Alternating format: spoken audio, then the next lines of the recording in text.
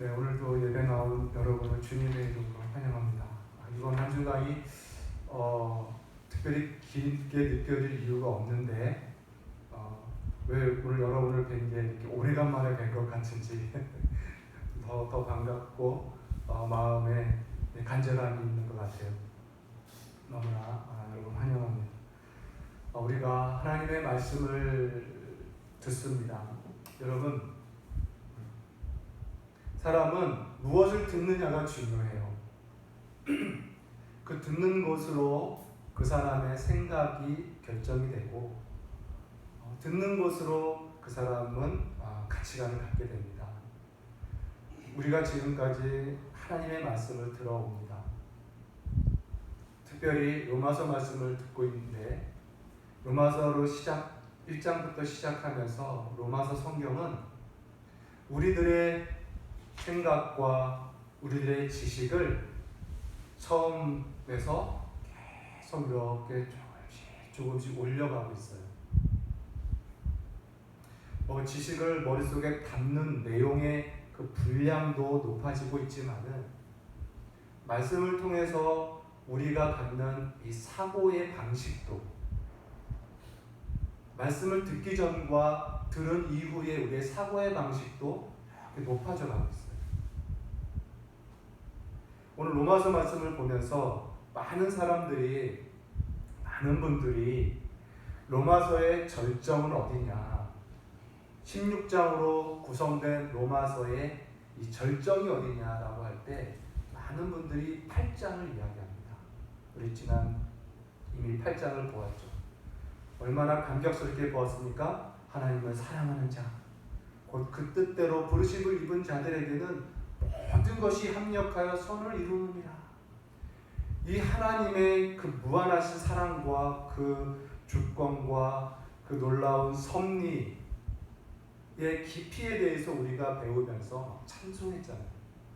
그러면서 누가 정죄하리요, 누가 고발하리요, 누가 끊으리요, 우리는 하나님의 사랑에서 넉넉히 이기느니라. 이런 아주 절정에 이르는 그러한 우리 말씀을 우리가 들었습니다. 그러다 보니 로마서가 가르치고 있는 이 절정은 8장으로 많은 분들이 생각을 해요. 그러나 바울이 예수 그리스도의 복음을 그렇게 신중하게 성도들에게 가르치면서 그가 요구하는 게 무엇일까? 사도 바울의 마음속에 담겨져 있는 마지막 이 복음을 통하여 말하고 싶은 내용이 있다는 거예요. 물론 이 복음을 믿어라, 이것을 말하고 싶겠죠. 그러나 이 놀라운 복음을 듣고 믿어서 그 다음 어떻게 하라? 그 하나님을 경배하라, 이거예요. 사도 바울의 마음은 또 우리 신자들이 하나님의 말씀을 들어가면서 궁극적으로 결론을 내줘야 될 건 뭐냐면 하나님에 대한 경배입니다. 하나님에 대한 높은 경외심입니다. 이것을 우리가 가져야 되는 거예요. 다른 사사로운 감정이나 또는 그냥 지식으로 끝나는 것이 아니라 그 높으신 하나님 앞에 우리는 아무것도 아니라는 것을 깨닫고 무릎 꿇어 엎드려 경배하는 이 마음을 갖게 하는 것, 이것이 복음이 우리에게 전해준 목적입니다. 사도 바울 역시 마찬가지입니다. 그래서 저는 이 로마서의 절정은 어디냐? 8장이 아니라 11장이라고 생각합니다. 12장 마지막 부분에 보면 놀라운 사도 바울의 찬송이 들어있습니다. 우리 한번 볼까요? 11장 마지막 33절부터 36절 말씀을 보죠.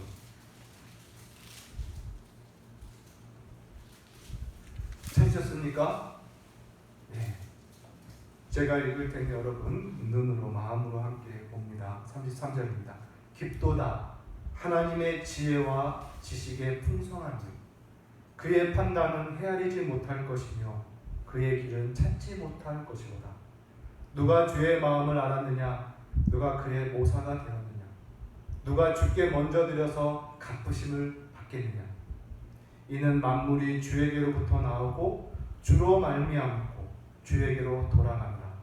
그에게 영광이 세세에 있을지어다. 아멘. 사도 바울은 이 11장의 이 33절부터 기록된 이 말씀을 하고 싶어서 얼마나 참았을까 이런 생각이 들 정도예요. 여러분, 우리가 주일마다 말씀을 듣습니다. 복음의 깊이와 그 심오함에 대해서 배웁니다. 또한 논리적인 사고를 우리가 또 배워가고 있습니다. 그러나 그 배움의 결국은 뭐냐? 우리가 마지막 사도 바울이 고백한 거죠.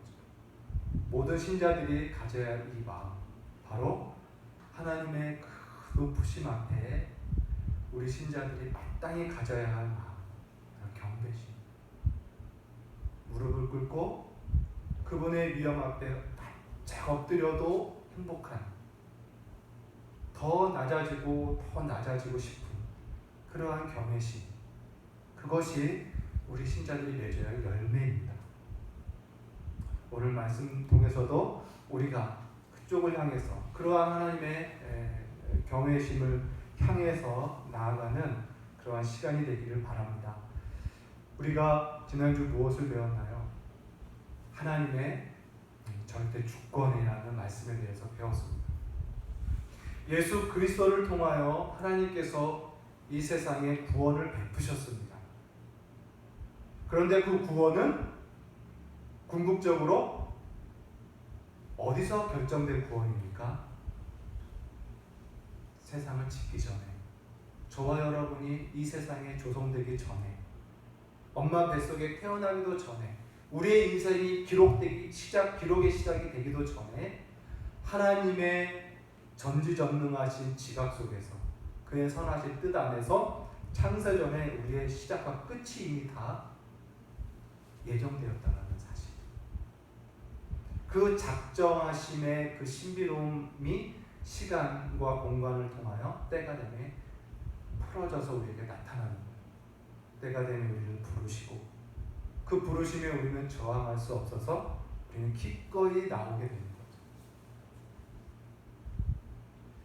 그래서 구원은 무엇입니까? 창세전부터 있으신 하나님의 전적인 은혜라는 거죠. 이 말씀을 우리가 들었어요. 그러면서 이 하나님의 이 절대적인 창세전부터 갖고 계셨던 하나님의 주권, 사람의 구원과 사람들의 멸망을 모든 것을 결정하신 하나님의 이 절대적인 주권의 이 진리, 교리를 우리가 알고 사람들이 가져야 할 마땅한 마음은 무엇인가 라는 거예요. 그 하나님의 절대 진리의 말씀을 듣고 사람들이 가져야 할 합당한 마음, 합당한 태도, 자세는 무엇입니까? 무엇이라고 했습니까? 바로 감사이죠. 감사. 경외입니다.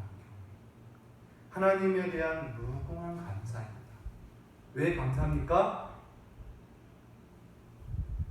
우리 인간이 유한한 우리 인간에게 우리의 인생의 모든 것이 좌우할 만큼 우리 손에 달려있는 게 아니라 전능하신 하나님 손에 있다는 게 감사합니다. 우리의 지각과 우리의 지식과 우리의 능력은 유한하잖아요. 한 치 앞도 모르는 존재입니다. 언제 넘어지고 언제 깨질지 모를 정도의 사람들이죠. 그러한 우리에게 우리의 그 인생을 맡겼다면 얼마나 불안해요. 근데 하나님이 자비와 긍휼과 선하신 그 하나님께서 자기 뜻대로, 기쁘신 뜻대로 모든 것을 붙들고 계신다라는 것이 우리에게 감사합니다. 너무나 감사합니다. 이것이 우리 신자들이 또 사람들이 가져야 할 마땅한 태도입니다. 그래서 이 하나님의 이 절대적인 이 주권적인 은혜의 말씀을 우리가 알고 그것을 그 은혜를 믿는 것, 이것이 얼마나 귀한 것인가 우리를 또한 생각해 보았습니다.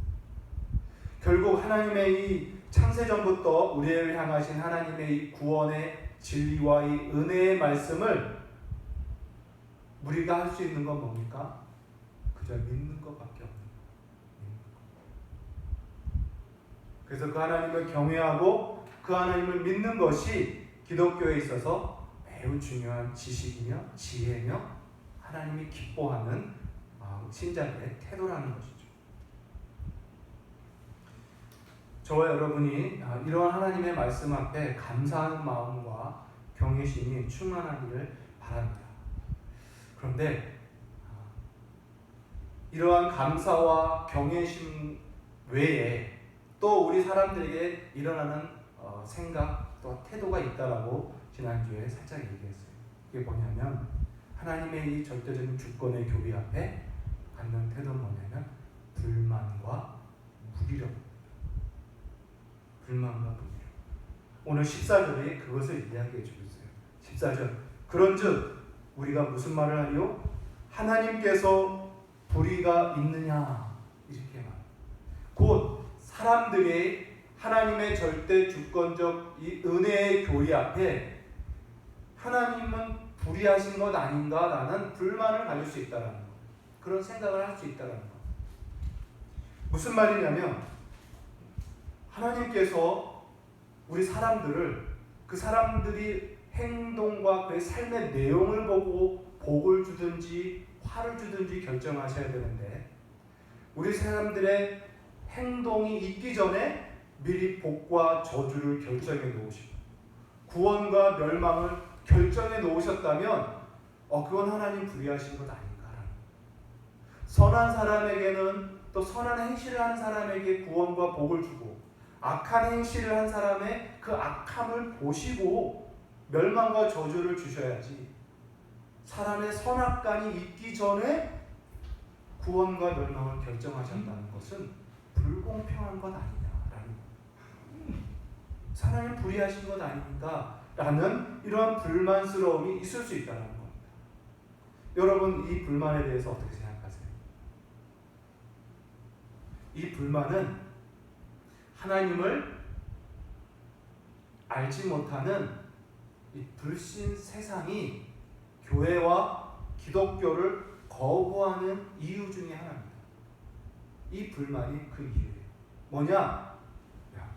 하나님만 믿으면 된대. 믿기만 하면 구원받는데 선하거나 악하거나가 구원의 기준이 아니래. 악하게 살았어도 믿기만 하면 구원받는데 이게 무슨 종교야? 이게 무슨 고등한 종교야? 이게 무슨 합리적이야? 이렇게 비난하는 거야. 너무 편협한 거 아니야? 불공평하잖아. 반윤리적인 거야 라고 하면서 기독교를 거부한다는 거예요. 이 불만. 그러면 우리는 어떤 생각을 갖고 계십니까? 그런데 이들이 갖는 이러한 불만의 내용에는요, 이러한 불만의 생각이 나오게 되는 그 사람들의 전제가 있어요. 전제. 즉 하나님 불공평하신 거 아니야? 우리 사람들의 행위를 보고 선한 행위냐 악한 행위를 보고 결정하셔야지 하나님이 미리 정하셨다는 건 불공평한 거 아니냐라는 이 불만 속에는 어떠한 전제가 있냐면 인간이란 선과 악을 스스로 선택하여 행할 수 있는 존재라는 전제를 갖고 있는, 존재라고 생각하는 전제를 갖고 있는, 곧 선과 악에 대해서 인간은 중립적인 존재라는 거죠. 그래서 내가 마음을 먹으면 선을 행할 수 있고 내가 마음만 먹으면 악을 행할 수 있는 그런 중립적인 존재라는 인간이다라는 사고를 갖고 있다는 겁니다.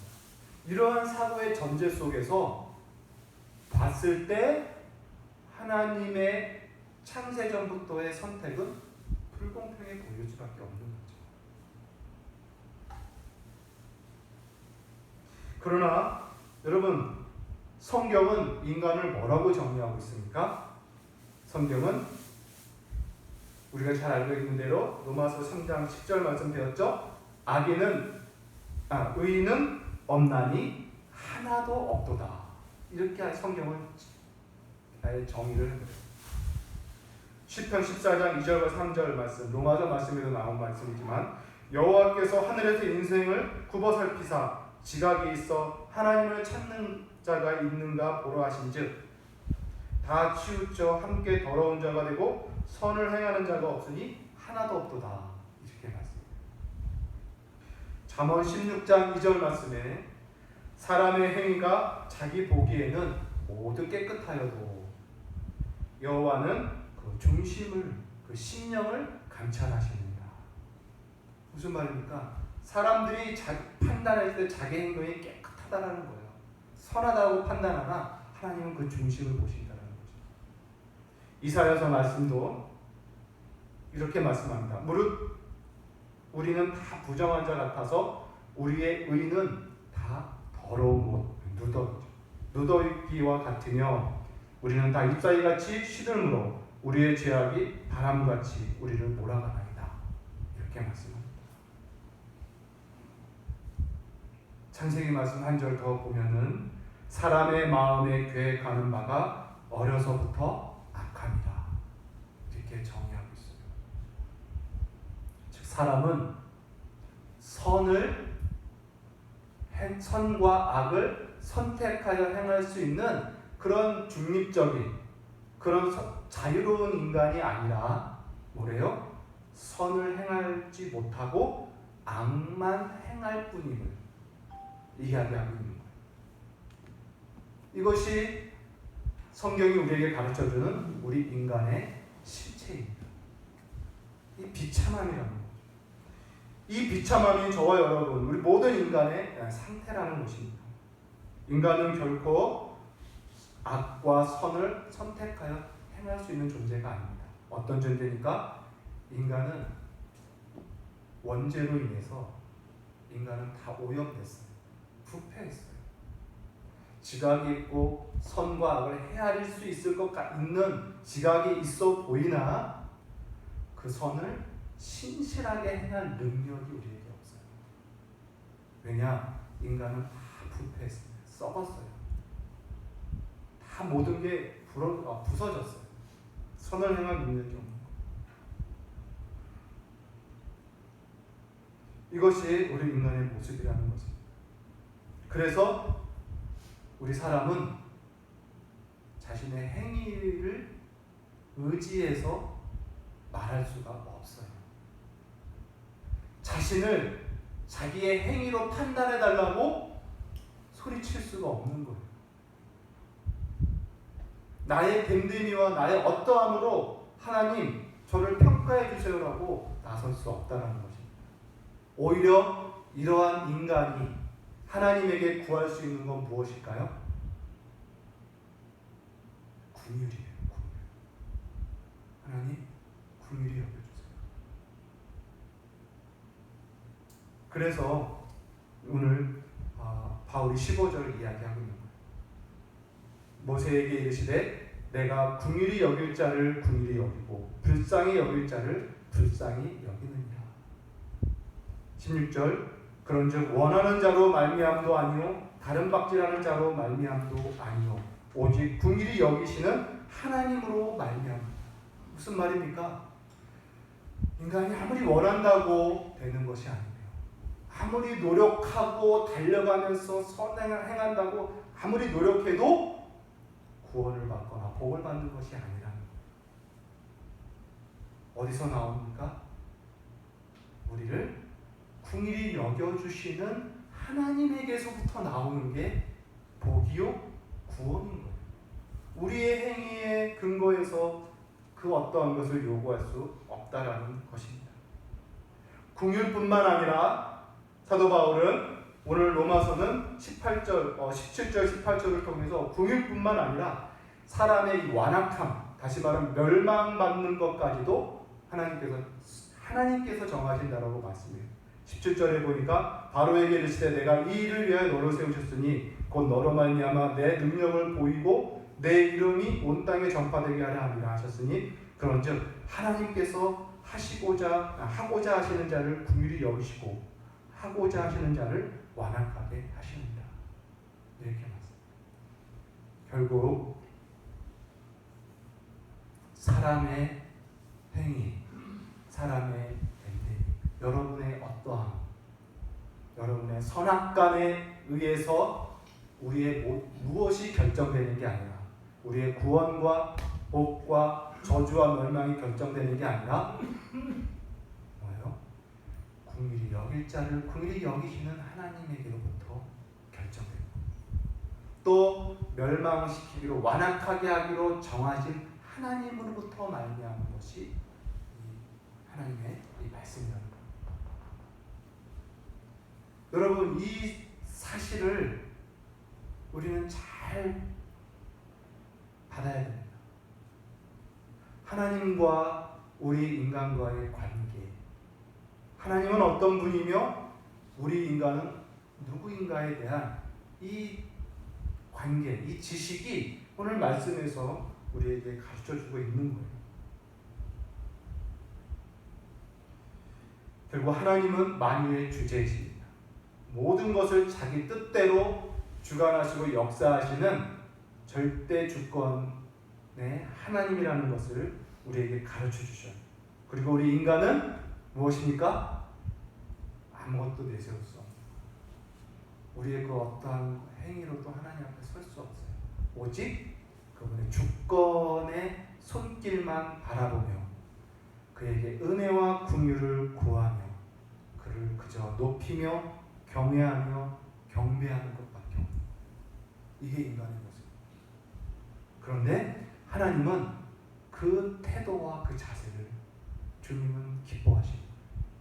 바로 이러한 하나님에 대한 신뢰, 이러한 하나님을 의지하는 이 믿음, 이것이 피조물인 우리 인간이 갖출 수 있는 가장 뛰어나고 가장 정상적인 덕목입니다.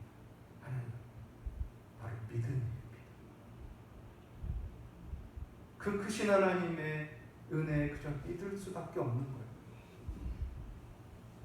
그 은혜를 우리의 어떤 행위로 살 수 없습니다.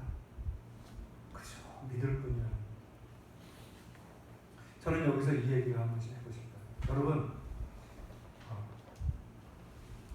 사람의, 인간의 존엄과 인간의 가치, 이 어디서 찾을 수 있을까요? 우리 저번에도 한번 얘기했지만 모든 나라의 헌법에 보면 모든 국민은 인간으로서 존엄과 가치를 갖는다, 이렇게 나와요. 모든 나라가 다 그걸 헌법에 기록해 있어요. 다시 말하면 온 세상은 인간은 존엄하다라는 이 사실을 다 인정하고 있다는 거예요. 하나님을 알든 모르든. 그들에게 한번 가서 물어보세요. 그 존엄의 근거가 무엇입니까? 왜 인간이 존엄한지 근거를 대십시오. 이렇게 한번 물어보세요. 뭐라고 대답할지. 어쨌든 여러분, 우리 인간이 존엄하고 인간으로서의 가치가 있다라는 그 근거를 우리는 어디서 찾을 수 있는가라는. 만약에 각 사람의 행위에 의하여 그 사람의 존엄과 그 사람의 가치가 결정된다고 생각한다면 어떨 것 같아요, 이 세상? 존엄하고 가치 있게 여겨지는 사람도 있겠지만 반대로 존엄치 못하고 가치가 없는 인간으로 판단되는 사람들도 무작위로 나옵니다. 각 사람의 행위로 판단을 받는다. 각 사람의 됨됨이와 인격과 그 어떠함으로 그 사람의 가치가 평가된다면 여러분, 이 세상 얼마나 삭막하고 그 세상만큼 불공평하며 불의하며 부정과 부패와 포악이 관영할까요? 상당히 정의롭고 공평한 세상 같으나, 세상을 이루어질 것 같으나 인간을 선도할 것 같은 가치라고 생각하지만 그렇지 않아요. 이 세상을 각 사람의 행위로 판단하는 세상이 된다면요, 무질서, 폭력과 잔인만 난무하는, 진정한 공평과 진정한 정의가 어디서 나오느냐? 하나님의 절대 주권에서 나와요. 다시 말하면 인간의 어떠한 행위에 의존하지 않고 하나님이 정하신 그 뜻대로 인간을 존귀하게 판단하는 거예요. 다시 말하면 모든 인간은 하나님의 형상을 따라 지음을 받았다라는 이 창조 진리, 여기서 인간의 존엄과 가치가 나오는 거지, 그 사람의 행위와 삶의 내용으로 존엄과 가치가 판단된다면 안 되는 거예요. 그러므로 여러분, 우리도 이제 그런 생각, 사고방식을 가져야 돼요. 이 세상을 바라볼 때, 또 사람들을 바라볼 때 우리는 어떤 눈을 가져야 되냐? 그 사람의 됨됨이와 그 사람의 직업, 그 사람의 지식 수준, 그 사람의 업적, 공로, 그 사람의 경륜, 그것으로 그를 존대하고 또는 비난하고 비하하는 그런 눈으로 가져서는 안 돼요. 우리는 모든 인간은 다 하나님의 형상을 따라 지음받았다라는 이 창조 진리를 믿고 모든 사람을 사랑해야 됩니다. 존대해줘야 됩니다. 그의 지식이 낮든 그가 가진 것이 없든 그의 행실이 선한 것이 없든 사람이라는 이유만으로, 인간이라는 이유만으로 우리는 그들을 다 사랑해야 합니다. 존대하는 마음을 가져야 되는 거죠. 여러분, 이러한 하나님의 절대 주권에 대한 진리를 믿는다라는 것은 우리들의 사고방식을 이렇게 이끌어 나갑니다.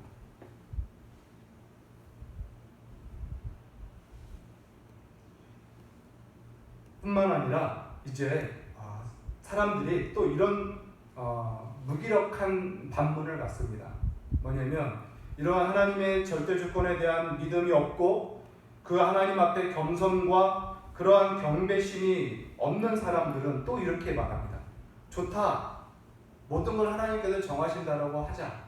그러면 내가 악을 행하고 또 내가 하나님을 믿지 않고 하나님을 끝까지 대적하고 멸망받기로 살아가는 것도 하나님께서 정하신 거라면 왜 나에게 그 책임을 묻습니까?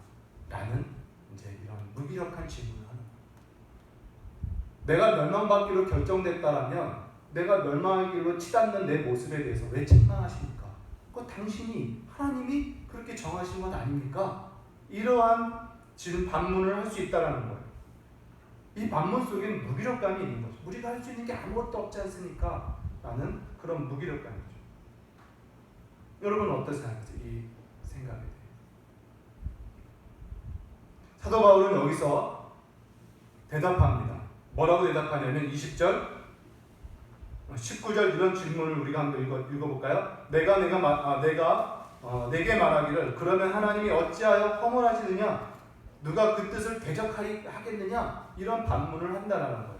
거기에 대해서 사도 바울은 이렇게 말합니다. 이 사람아, 내가 누구이기에 감히 하나님께 반문하느냐?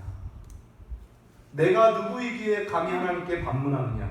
지음을 받은 물건이 지은 자에게 어찌 나를 이같이 만들었느냐 말할 수 있느냐? 이렇게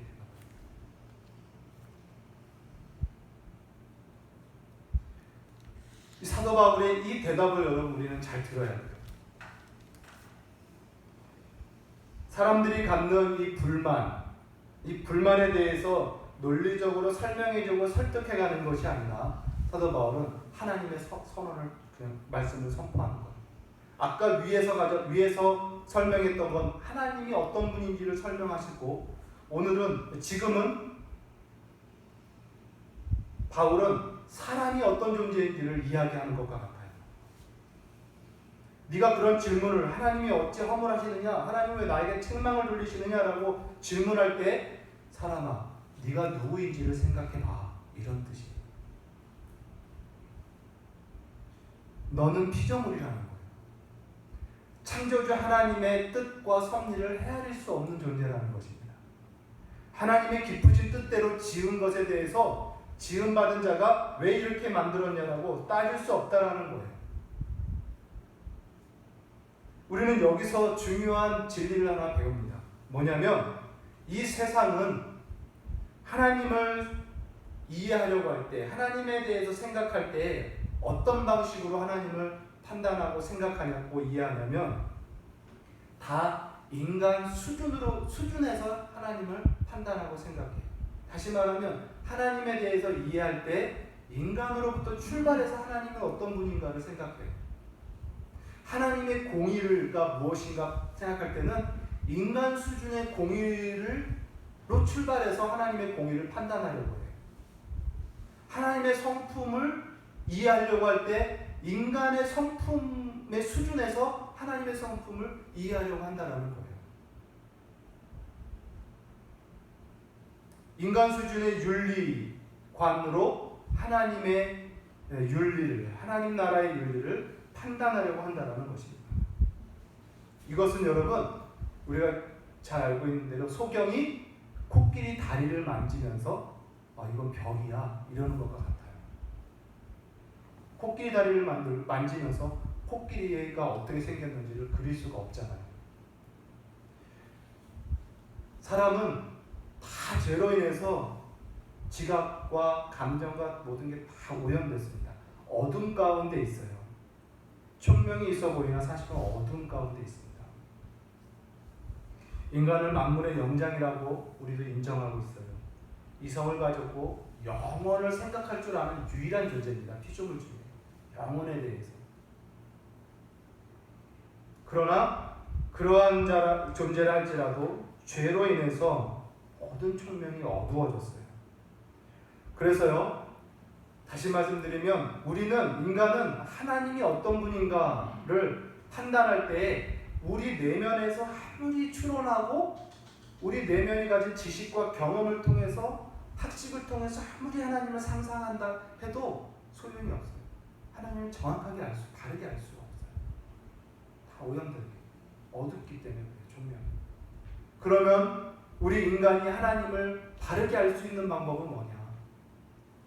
또 하나님과 바르게 관계를 맺을 수 있는 방법은 뭐냐? 바로 우리로부터 출발하는 게 아니라 하나님의 계시, 하나님께서 가르쳐 주신 나는 이러한 자다라고 가르쳐 주신 하나님이 밝혀 주신 그 계시를 의존해서 하나님을 판단하고 생각해야 돼요. 다시 말하면 성경 말씀이죠. 성경 계시를 의지해서 하나님이 어떤 분인지를 생각하고 사고하고 그 성경 계시를 의지해서 하나님과 관계를 맺어야지 우리의 상상으로, 우리의 경륜으로, 우리의 경험으로, 내적인 어떤 깊은 충동으로 하나님을 어떤 분이라고 규정하려고 하고 하나님과 관계하려고 하는 것은 다 오류에 빠져요. 그러므로 우리들은요, 하나님의 계시를 철저히 의지하면서 사고할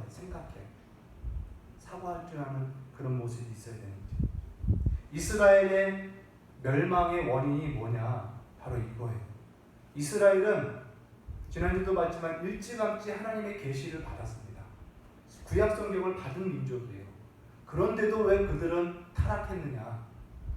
그 말씀을 계시를 받아놓고 그 계시를 의존해서 하나님과 관계하기를 성실히 하지 못한 거예요. 그들은 계시를 받았음에도 불구하고 계시를 따라 하나님을 알고 하나님을 관계하는 것보다 자신의 내면의 충동과 인간의 어떤 지식을 의지해서 하나님과 관계하려고 하고 하나님을 규정하려고 했던 거예요. 그 예가 뭐냐면 하나님은 분명히 하나님이 어떤 분인지를 분명히 말씀해줬는데 이스라엘은요 하나님을 이방 신과 별 차이 없게 이해를 하고 있는 거예요. 이방 신들, 특별히 그 팔레스타인의 가장 큰 신 바알 신이죠. 바알 신들과 같은 하나님으로 그들은 상상했던 거예요. 웅장 신전 앞에 바알 신을 섬겼던 사람들의 그 태도와 그들의 지식과 그들의 그 신들과 관계 맺는 제사하는 모습을 보니까 너무너무 감동적인 겁니다. 그 신을 얼마나 사랑하는지, 그 신에게 사랑받고 그 신을 감동시키기 위하여 자기 자식도 제물로 바치기까지 헌신적이었다. 그런 신이 바로 바알 신이에요. 이스라엘 사람들이 그걸 보면서 야, 여호와 하나님을 저렇게 섬겨야지. 우리도 여호와 하나님, 우리를 출애굽시킨 여호와 하나님을 이렇게 사랑해야지 하면서 하나님께 제사를 드릴 때 자기 자식을 제물로 바치려고 하고 하는 거예요. 근데 하나님은 뭐라고 말씀합니까? 성경에 너희가 나에게 와서 제사할 때는 요만한 돌도 쌓지 말아라 이렇게. 돌도 쌓지 마라. 그게 무슨 말입니까? 나를 위하여 뭔가 하려고 하지 말라라는 거예요. 그냥 내가 너희에게 명령한 계명을 지키는 삶, 그것을 원한다는 거. 그것이 제사예요. 그래서 하나님은 제사보다 인애와 자비를 원하시고 인신제사 주님은 철저하게 막으셨습니다. 그런데 이스라엘 사람들은 어때요? 그 하나님의 명백한 계시를 무시하고 계시를 따라 하나님과 관계해야 되는데 자신의 내면의 충동과 주변 사람, 이웃, 인간의 그러한 지식을 따라서 그 하나님을 추측하는 거예요. 상상하는 거예요. 그리고 그렇게 하나님을 섬기는 거예요. 그래서 멸망을 당하는 거예요. 오늘 하나님의 이 절대 주권적 교리의 말씀, 나는 하나님이 궁일이 여길 자를 궁일이 여기시고 내가 완악하게 할 자를 나는 완악하게 한다라는 이 하나님의 절대적인 주권 말씀 앞에 토기에 불과한 우리가 어떤 태도를 가져야 됩니다. 아까 말한 대로 하나님 불의합니다. 그럼 왜 날 책망합니까? 이러한 불만과 무기력이 아니라 뭐예요? 하나님 깊도다. 하나님의 지혜와 지식의 풍성함이요. 아까 우리 11장 마지막 절을 본 거죠. 깊도다. 하나님의 지혜와 지식의 풍성함이요. 누가 그것을 다 헤아릴 수 있겠는가? 누가 하나님과 모사가 되어서 상의하여서 하나님의 뜻을 판단할 수 있는가? 라는 것. 이것이 우리가 가져야 할 태도입니다. 사랑하는 성도 여러분, 오늘 말씀을 통해서 저와 여러분 이 하나님의 높으심 앞에 다시 한번 우리가 가져야 할 마음은 경배입니다. 하나님을 경외하는 거예요. 그 경배심에서 하나님에 대한 신뢰가 나오고 그 하나님을 더 의지하고자 하는 그런 믿음의 마음이 나오는 겁니다. 하나님이 우리에게 가르쳐준 계시의 말씀 무엇입니까?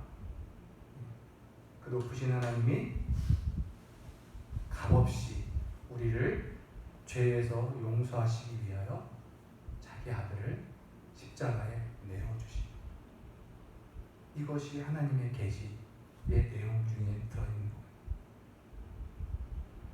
그리스도 예수의 십자가의 죽으심 안에서 발견할 수 있는 하나님의 그 사랑, 이것이 계시에 다 들어있는 거예요. 창세전부터 예정하셨다는 이 신비한 하나님의 이 뜻, 이것 앞에 우리는 감사하고 경배하며 그를 섬기는 그러한 신자가 되기를 간절히 바랍니다. 그리고 이러한 진리대로 사고하는, 진리대로 생각하고 판단하고 참으로 행동하는 그러한 사람이 되기를 바랍니다. 이러한 겸손한 태도와 믿음이 저와 여러분에게 있기를 간절히 바랍니다. 그래서 하나님과 기쁨의 교제를 하는 그런 성도, 하나님 주시는 은혜의 풍성함을 믿음 안에서 누리는 귀한 성도 되시기를 주님의 이름으로 간절히 소원합니다. 기도하겠습니다. 하나님 아버지, 감사합니다. 하나님의 말씀과 계시에 따라서 우리가 주의 높으신 주권과 전능하심에 대한 어미하신 말씀을 우리는 기꺼이 믿고 감사하며 주님을 경외하며 주님을 경배하기를 원합니다. 오 하나님, 우리의 망령된 생각과 행실을 주님 불쌍히 여겨주시고 더욱 주님의 말씀과 뜻을 따라 행하는, 더욱 주님 앞에 겸손히 행하고 순종하는 귀한 백성들 다 되게 도와주시옵소서. 예수님의 이름으로 감사하며 기도합니다.